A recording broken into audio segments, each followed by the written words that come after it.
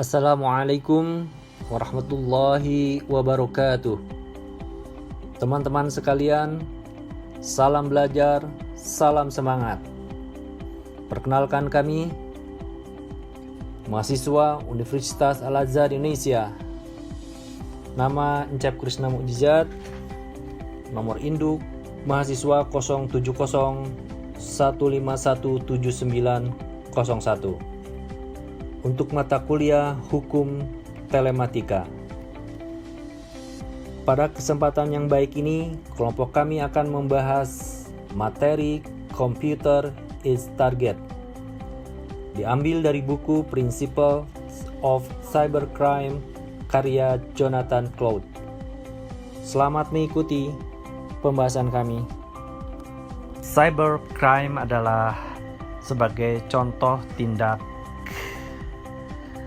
kejahatan yang memanfaatkan teknologi komputer, jaringan komputer, internet, atau perangkat digital lainnya sebagai alat, sasaran, tempat, atau penggunaannya. Sebagai contoh yang akan dibahas adalah Computer is Target. Apa itu Computer is Target? Yang dimaksud Computer is Target dalam bahasa Indonesia adalah komputer sebagai target kejahatan. Hal ini dilakukan dengan cara memasuki atau menyusup secara tidak sah ke dalam suatu sistem atau jaringan komputer. Tujuan dari perbuatan tersebut adalah sabotase atau pencurian data atau pemalsuan informasi penting dan rahasia. Apakah seseorang setelah memasuki kemudian melakukan perbuatan lanjutan yang merugikan korban atau tidak, bukan merupakan unsur yang menentukan kejahatan. Ada 3 hal pelaku cybercrime, yaitu 1. Akses tidak sah ke komputer atau sistem komputer atau bisa kita sebut sebagai hacker. Sebagai manusia yang melakukan hacking yaitu mengakses, memodifikasi, atau penggunaan yang tidak sah atas perangkat elektronik atau beberapa elemen dalam sistem komputer. 2.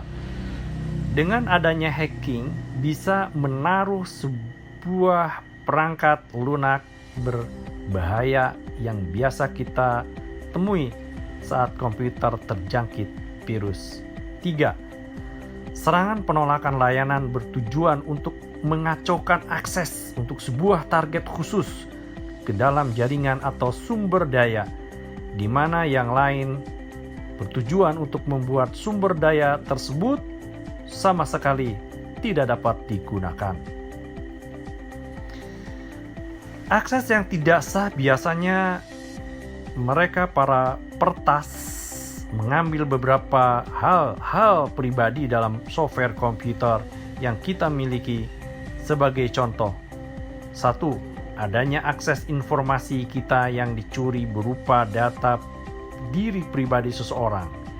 Kemudian ID dan password yang kita miliki bisa juga dengan adanya akses yang dicuri bisa dijual kepada orang lain yang tidak dikenal. 2. Dan bisa saja mereka memodifikasi data kita dengan meretas hal pribadi kita miliki untuk mereka gunakan sebagai data diri para peretas, dan imbasnya adalah kepada pengguna data yang tidak diretas. Dengan hal seperti itu, lalu penggunaan komputer sebagai jalan pintu masuk para peretas melalui jaringan-jaringan. Sekarang mari kita membahas perangkat lunak.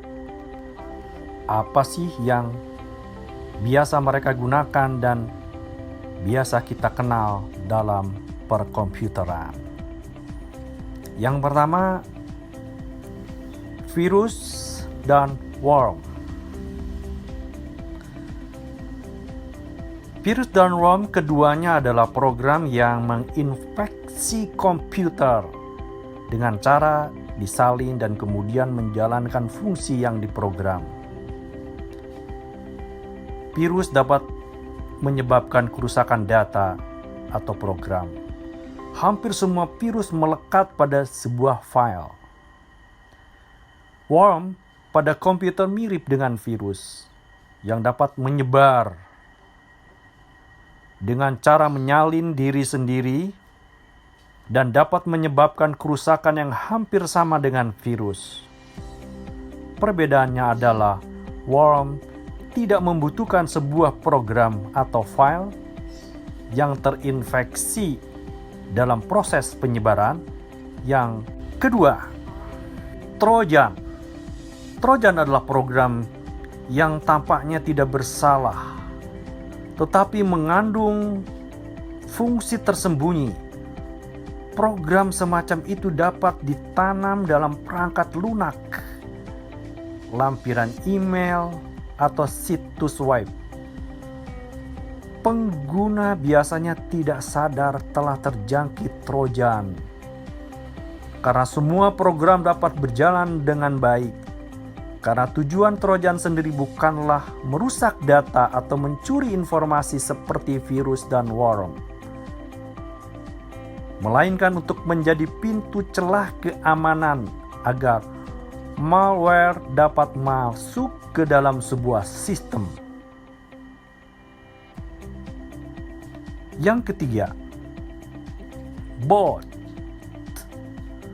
Bot atau zombie adalah program yang menginfeksi komputer yang ditargetkan dan memungkinkannya dikendalikan dari jarak jauh.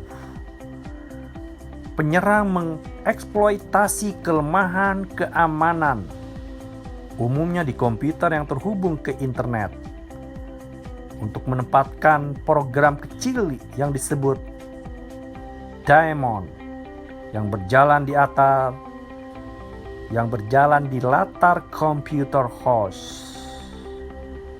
Tidak diketahui oleh pihak ketiga. Terlebih lagi, sifat dari bot itu sendiri akan mampu mencuri password dan berbagai macam data yang Anda miliki di dalamnya dengan mudah. Mereka juga bahkan bisa menganalisa lalu lintas jaringan yang ada di dalamnya dengan maksimal. Kemudian dalam tahapan yang lebih lanjut juga akan bisa meluncurkan yang namanya DOS atau Denial of Service yang akan mampu Anda peroleh di dalamnya. Berbagai serangan lainnya juga akan mampu Anda dapatkan dan temukan di dalamnya. Yang keempat adalah spyware. Istilah spyware adalah deskripsi umum untuk merangkaikan program yang dalam beberapa cara memantau penggunaan komputer. Ini berkisar dari hardware yang menghasilkan pop-up hingga program yang mengkomunikasikan informasi tentang aktivitas pengguna atau pemakai internet ke sistem jarak jauh tanpa sepengetahuannya. Untuk tahapan berikutnya yang juga perlu Anda pahami dalam hal ini adalah ketersediaan dari spyware yang ada di dalamnya.